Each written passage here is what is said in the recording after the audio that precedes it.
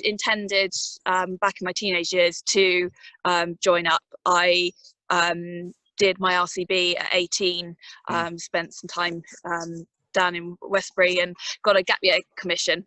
Okay. But I then failed. Well, I didn't fail my A levels. I didn't quite get the grades to go to vet school because I had intended to be a vet in the army. So I kind of had a little bit of a taster then, and then through university I joined that thing that a lot of people laugh at, OTC. Yeah. But actually that was my saving grace. It was through university that I had my first kind of mental issues. My eating disorder really kicked in, but actually it was that whole feeling of being useful and being part of a team through OTC that kept me going. I ended up dropping out of university, well, not going to lectures, and I just go to the unit and clean silver. Right, okay. That's how shit my life had got. Yeah, okay. But as I say, so kind of, yeah, I experienced having them, and I'd always had a Bergen absolutely rammed full of everything. I've always been one that I go over prepared. I got the nickname of Morale for various reasons, but there was always Haribo and chocolate in my Bergen. Okay. And so I was very used to carrying weight, and I was quite capable of moving quite quickly over the terrain with the weight. And so that was my first kind of experience. And then the mental health just really kind of took me in a different path. I had to completely drop out of vet school, and I moved back to take on the family farm. Okay. And life took a very different pace. The idea of going joining up just disappeared. I had too much to do with that lot out there, and the cows. So I didn't do it for a good 10 years. And then my friend, she's also my chiropractor, bit of a runner, said, I want to do a different race. I found this race called the Fan Dance. It's just over in the Brecons. Shall we go do it? And this was about 6 weeks before the actual Fan Dance. And I was like, It was the summer of 2017. Yep. And I was like, okay, let's go. Neither of us had been up Penny Fan before. So 2 weeks before, we said, we'll go for a recce. And we started at Surrey Arms, and we clean fatigue, ran up to the top, and we're like, what's everyone on about? Because we didn't know the route. And we're like, it's taken us, just over an hour to get to the top. And then we ran down in less than half an hour because we were kind of just going for it. Like, supposedly it takes 3 hours. Yeah. Like, it was a really good time, clean fatigue. We just done it in an hour and a half. So we didn't understand that. You went another 4 miles the other side. Didn't know about Jacob's Ladder or anything like that. And so 2 weeks later, race day was a bit of an eye-opener. But still, me and my friend, she came in about 3 hours 6, and I came in 3 hours 12 for our first ever clean fatigue Fan Dance. I was like, first and second women, was like, okay. I then got the bug. Eloise ticked that off. That was her kind of thing done.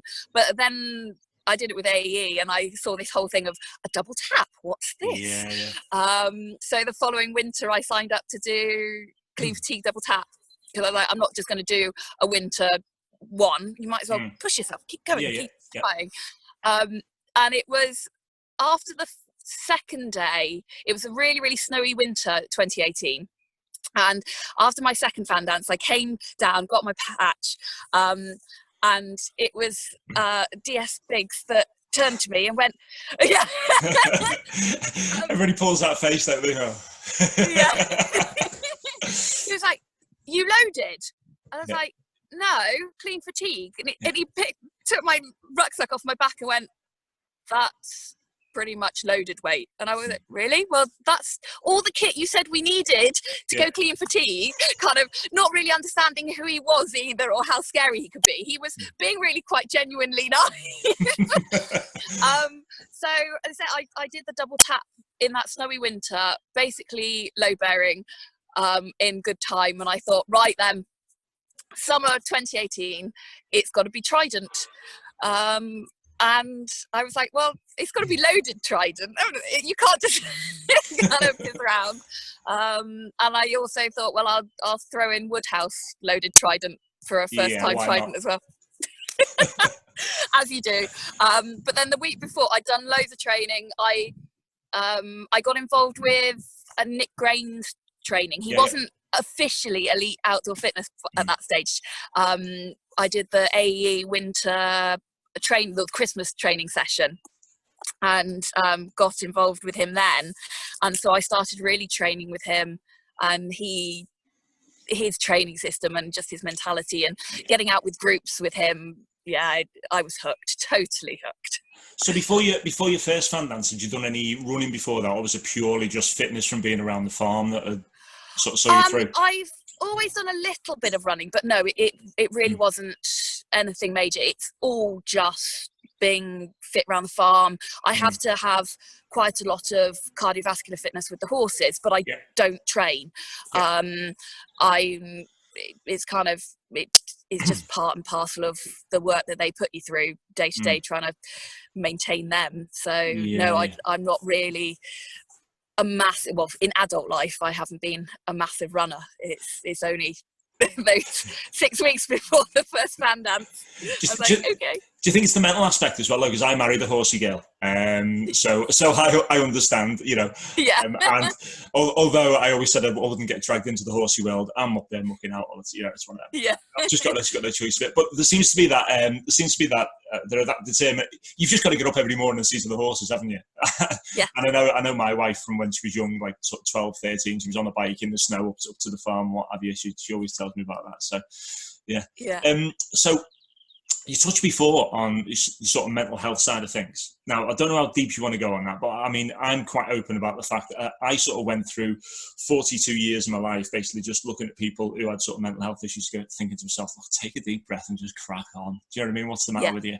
Until it hit me at one time, and suddenly I'm sat in my car thinking, what the fucking hell am I doing here? Do you know what I mean? And I just, do you find that the fitness side of things really helps with your mental health? Oh, absolutely, yeah. My mental health, as I say, it's an eating disorder is the main trigger. All the way through childhood, I was teased for being. I was never fat because I played a lot of sport. I was kind of national level hockey, and I was represented my country under 16 with the horse riding. I was incredibly fit, but my thighs have never been slim. I've been nicknamed Thunder Thighs most of my childhood, and been teased for being fat. But then because I was good at the sport, I felt self-validated by having that. So kind of fitness has always been that side. And then I say at university, I dropped most of my sport, and where I was failing in my exams, I didn't have that purpose. I didn't have horses at the time because I was in London. It very much surfaced. I say that's when the bulimia really kicked in, and that's where OTC was my lifeline. And it has been now kind of into my 30s. I've probably got my healthiest relationship with food because I am more consistent with my exercise, and I know that I need to eat to do what I do. I enjoy what I do, and I found my niche doing the hill work. Those Thunder Thighs are actually bloody strong. They're frigging awesome, and they do get me round without failing me. So that's kind of where it's a real positive. And then last year, not just through the fan dance, I got selected to take part in the final for Britain's Fittest Farmer, which was again promoting mental health through fitness in the farming community, because we all just rely on our bodies day to day, looking after the animals, etc. But it's making that extra time for ourselves to go out and do the running or some gym work to really combat the demons that sneak in the quieter hours. Yeah. Do you still find it's a battle, or do you notice the triggers when they're sort of coming along to you? Because I know I do. If if I don't run for a bit, or I'm just starting to feel down, I'm starting to think, hang on, what's going on here? So I'm starting to look around a little bit more. There's a lot more self-awareness, I think, since I sort of went through it myself. And I was reading a study the other day, actually, and it was talking about eating disorders in females, and saying how it was very similar to alcohol disorders in men. And it was the same. It was the same sort of mechanics going on there, and that sort of feeling the control and things like that. So do you sort of notice the triggers now? And if you do notice those triggers, how do you sort of deal with them initially? Yeah, very, very much so. I can really pick up on my triggers, and if I'm completely honest, that is why I set myself the 10 days of 10 by 10 by 10, because the start of lockdown, it was completely psychological, because life hasn't changed for me. I'm still out working. I suppose the biggest thing initially was because all the horse competitions were cancelled, I lost that goal of keeping the horses fit. So I said, right, I'm going to turn them away for a couple of weeks. I'm just going to kind of get into the swing.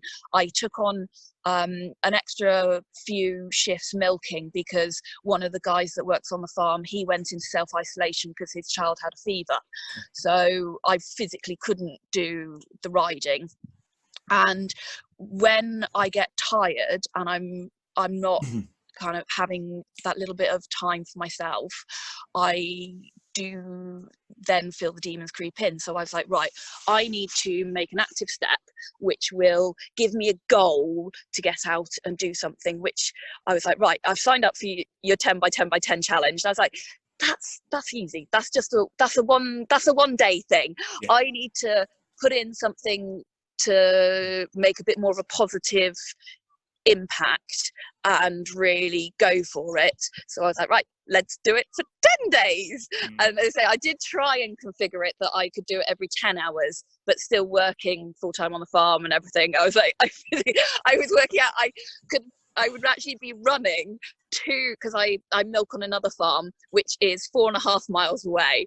I'd be running at 2:30 in the morning to get to work with my weight, do my work, and then run back. And I was like, no, I will actually physically kill myself trying to do it. And at the end of the day, it was about completing it for charity, not for kind of breaking myself. So I know my triggers so well now. Yeah, and I think that goal setting, because that's certainly for me as well, I've got to set up a goal, because whether you've got sort of an unhealthy relationship with sort of eating or alcohol, that takes a lot of work to actually keep that off, doesn't it? It's not easy.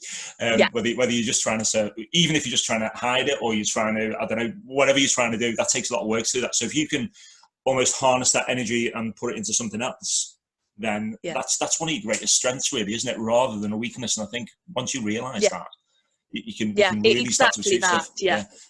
So cool. So Woodhouse Trident, tell me all about that. Because I remember seeing your video, and I was sat there, and I think, was that the summer Woodhouse Trident that you did? So it was sort of that was winter 19.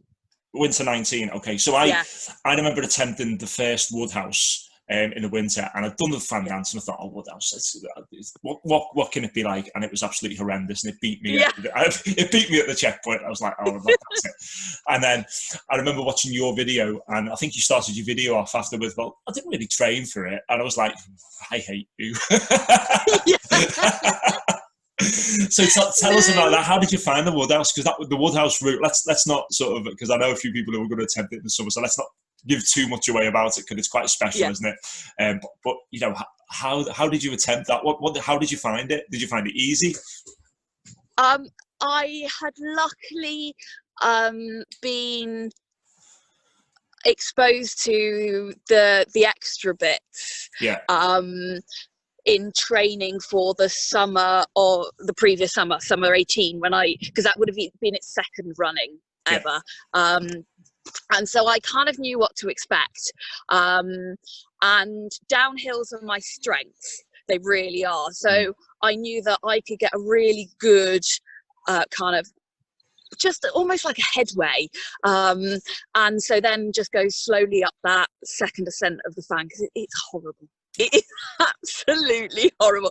And it's the winter you did it, because you were basically in whiteout conditions, weren't you? Totally,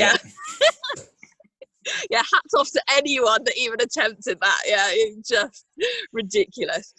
So at least we had amazing, like our conditions last January, they were nigh on perfect. It was slightly chilly, it was dry, there's a little bit of ice on the ground but nothing major. So yeah, it was really, I really enjoyed it. Yeah, good. I really enjoyed it. Yeah, I mean, and by then, because I had been training with Nick long enough, I had really finessed when I needed to take on my extra food and my water, and that's the really important thing. It's just making sure, even if you're not feeling like you're feeling fatigued, you get that Snickers or whatever, the nuts or whatever you use as fuel on, and you make sure you take your water on to make sure you can keep going and you don't have a flunk. So yeah, no, I really enjoyed Woodhouse. Yeah, I think the year I did it, I got out I pulled up in the car park, the Pontard Ave car park, like 6 o'clock in the morning. It's pitch black, isn't it? So the first thing, I got straight out of the car, and the car park was like sheet ice. So I got straight out of the car, put my bag on, I flattened my face before I even started, right? And then I stood up, went over, and we were having the briefing just through the gate. And Ken was there giving the briefing, and somebody had the head torch on and shone it in his face. And then, we were all doing press ups in the little stream, and I thought this is not going to be a good day. And then it just turned out to complete whiteout conditions. But that wasn't the reason. The reason I didn't finish it was I completely underestimated. It just was not fit for it whatsoever.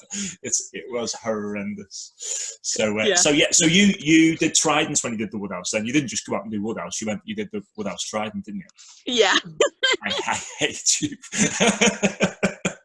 Why not? Yeah, why not?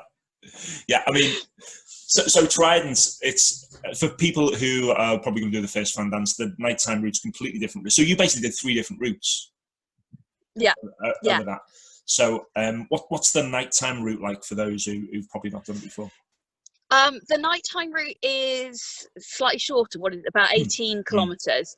And you only have one ascent, like true ascent of the fan. It depends which way they run it. They alternate whether they run it kind of clockwise or anti-clockwise. So when I did it, we went up Jacob's Ladder, and you go out along the ridge line to 642 and down to the reservoir.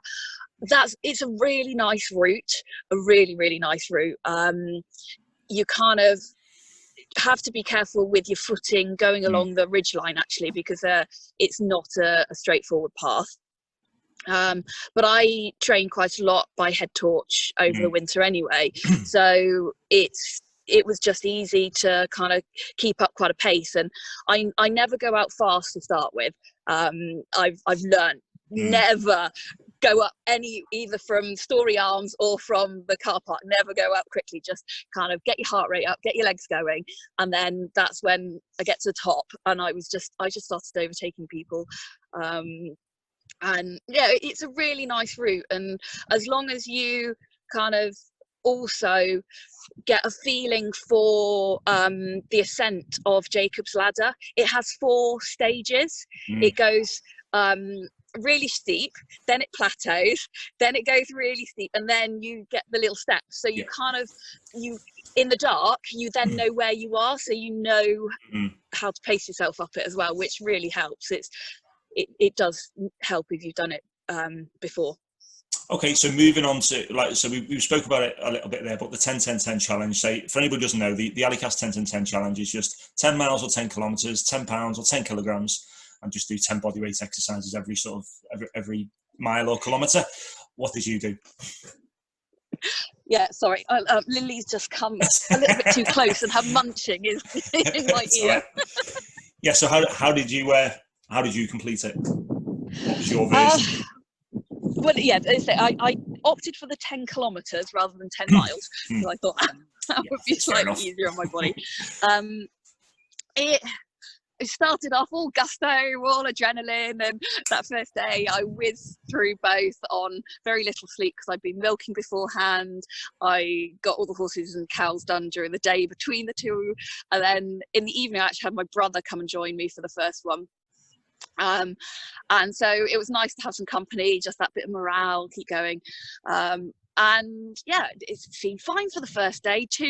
Lots of 10 kilometers, 10 kilos is not a problem. I decided to do it with a weight vest rather than my Bergen.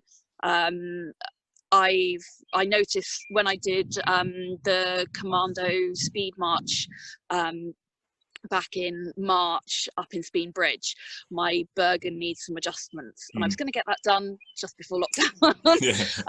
So that's kind of scuppered that. But yeah, so as I say, first day was fine, and then by day 5 I started to feel that real fatigue in my legs. It was the morning ones that really got me. It was the same route every morning, and it was so wiggly round the farm, and the places you just can't run because it's so uneven. I was tired, I was hungry, by myself, and that's when you just had to dig deep.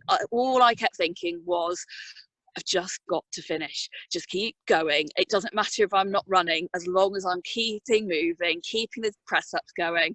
And yeah, I think it was day 5 after that morning one when I finished. I had a little cry, and it wasn't even. I wasn't feeling sorry for myself or anything. I was just tired, and I had a little cry. And then over the weekend, I managed to get a little bit more rest during the days, and that really helped.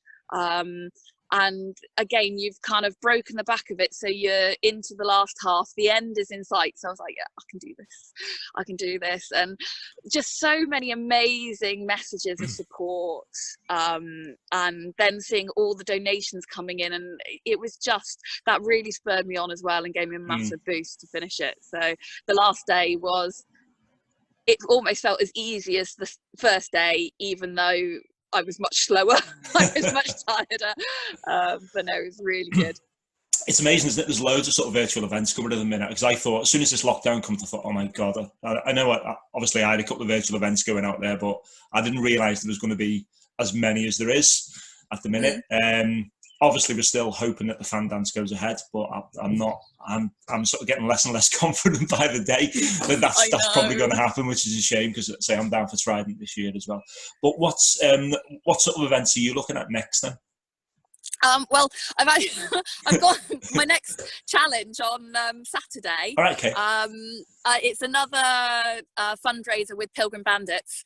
It's Operation Frankton, and we're each taking a stint to try and get as many miles in an hour, and so it's basically a 24-hour relay. Okay. So yeah, that will be really good. So that's kind of the next one to tick off. But I haven't entered the fan dance for this year. I was kind of umming and ahhing. I haven't actually done a load bearing summer fan dance at all. Okay. So I've got to tick that off my list. Yeah. But also there's all the test week marches. Yeah. So I've got to balance my time and the finances, because at the end of the day, tabbing is not my first hobby. Horses is actually the first hobby, and as you appreciate, they're freaking expensive. Very, yeah. Yeah. We've got 11 of them. Wow. Yeah. God.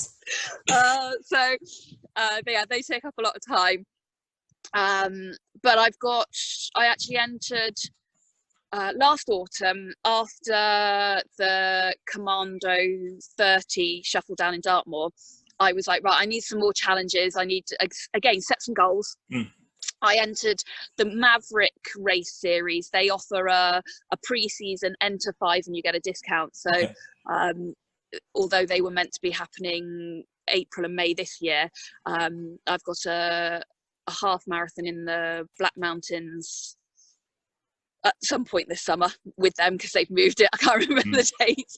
And then there's a Snowdonia marathon as well with them at some point over the summer, and I know a Jurassic Coast marathon. Right. So I've got some other non-tabbing races to aim for. I've always kind of lacked speed when it comes to clean fatigue. Yeah. As I say, these legs are strong, not quick. So I thought I'd focus a little bit more on some clean fatigue running, and potentially push up to an ultra. I was going to pick your brains on ultra training. Yeah. Ultra training for me, and I think that the biggest thing for me was just those back-to-back runs on the weekend, because when the Brecon to Cardiff Ultra, that's a really good one to start off with. Really enjoyed that, even if there is a massive storm coming in when you do it, like there was this year. Which I was really, as it was coming up to that date, I could see Storm Kira coming in. I was like, please let it be on the same day. I was made up when it was. It was great. I thought that's a real challenge now. But no, I'd say it's a real good one to start off with. But say to anybody who's going for an ultra, mileage through the week, just keep going. But just get those back-to-back long runs of a weekend, and just get used to being knackered. Basically, that's used to being knackered and uncomfortable, and you'd be absolutely fine. But no, I would recommend ultra running to anybody, especially like me, if you're not fast, because if you're just looking for endurance and you're a diesel engine, then perfect, absolutely. Because I've done a couple of marathons and I hate marathons. But that's the reason I do them, I think, because I think I've got to do another marathon because I hate it. What does your training look like normally, though? Do you do more sort of clean fatigue training? You don't do it. You're going to tell me you don't do an awful lot now, aren't you? I really don't do a lot. I have a weekly spin class. So I actually teach that. So it's quite good that I get to completely determine how the program works in that, and it always goes a pretty much the same format each week. I've got, it's a relatively small, close-knit group, so they just know the score, and that's quite good.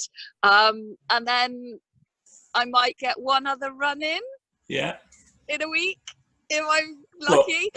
I know when it is coming up to an actual event, probably 6 weeks out, I do start to do a little bit more during the week. When the panic sets in. Yeah. It's like, oh, baby. But then that disappears quite quickly. But I always try and make sure that I get out once a month with Nick with Elite Outdoor Fitness.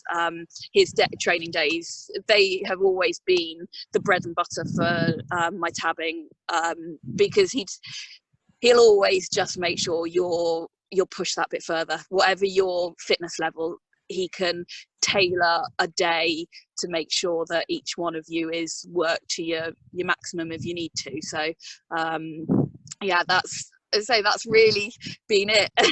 And when I'm competing the horses, I've always kind of made sure that when I'm walking the one jumping track, which is the cross country, which can be about 3.5 kilometers long, and it's normally undulating ground, I normally run it. So that would be a kind of a fortnightly thing, but that's only 3 kilometers. It's not exactly far. But this is where I'm really embarrassed, because I don't have a specific training program. It is just my day-to-day life that keeps me on my feet, and keeps my step count up, and that's it. You're not sat behind an office desk all day, let's face it, are you? Do you know what I mean? It's it's an arduous job that you're doing, so I'm still get away with it. I still hate you, but because I think when lockdown first started, I let my training sort of go a bit, and I didn't really have a goal, because I was thinking the fan dances are going to up and down, so my head was sort of down. So I've just signed up for the. Have you seen the virtual Barclay Marathon that's going at the minute? Oh yes, you've signed up for that. So that's 5 miles every day. You've got to at least do. So I'm really enjoying that. Because that's 1,000. It's 1,000 kilometers between May the 1st and August the 31st. So it's about 630 odd miles. So that's keeping me going now. It's getting me out of bed every morning, which is good. Speen Bridge, that looked good as well. What was that like? Oh, that was amazing. Absolutely incredible. I say that was, again, I only found that out through the Gone Tabbing page, because Ish posted about it, because the Pilgrim Bandits were one of the charities involved with it. And absolutely incredible. I had a lot to thank for Brian Tinker, because he and I travelled up together, and we were proper tourists. Once we crossed the border and got into the Highlands, every lay-by we were pulling over, taking pictures. It was just stunning. There was still snow on the grounds. It was the most gorgeous kind of evening, clear skies, sun. There were red deer everywhere. So the drive up there kind of set the scene. Yeah, that does look like an amazing event. Yeah. And oh my God, when you actually get to Speen Bridge, and we went to the Commando Museum, and then did a little route recce, and it's just put the hairs on the back of your neck up. It was really incredible. And they start the race with bagpipes, and the actual route is basically out of the train station, and the first thing you hit is a mile-long hill. Brilliant. And you've just got to it's just uphill, and it's not like viciously steep, but it just goes on and on and on.